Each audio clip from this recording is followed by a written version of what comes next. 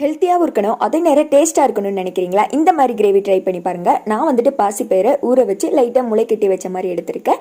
அதை வந்துட்டு குக்கரில் ஆட் பண்ணிவிட்டு தண்ணி ஊற்றிட்டு தேவையான அளவு மஞ்சத்தூள் உப்பு போட்டு இதை வேக வச்சு எடுத்துக்கலாம். அதுக்கு வந்துட்டு ஒரு 3 விசில் வர்ற மாதிரி வச்சு எடுத்துருங்க. அப்புறமேட்டி பார்த்தீங்கன்னா நல்லா வெந்திருக்கும், பார்த்தீங்கனாலே தெரிஞ்சிருக்கும்.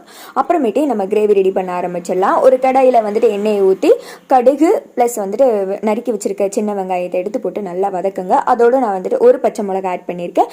அப்புறமா ஒரு 2 தக்காளி ஆட் பண்ணிவிட்டு அதையும் வந்துட்டு நல்லா வந்துட்டு மசிக்கிற அளவுக்கு வதக்கி விடுங்க. அப்புறமா இதில் நம்ம பொடியெல்லாம் ஆட் பண்ணிடலாம். நான் கொஞ்சோண்டு வந்துட்டு உப்பு, மிளகாய்த்தூள் கொஞ்சம், அப்புறமேட்டு சீரகத்தூள், மல்லித்தூள் வந்துட்டு ஆட் பண்ணியிருக்கேன். இதெல்லாம் பச்சை வாடை போகிற வரைக்கும் நல்லா வந்துட்டு வதக்கி விடுங்க.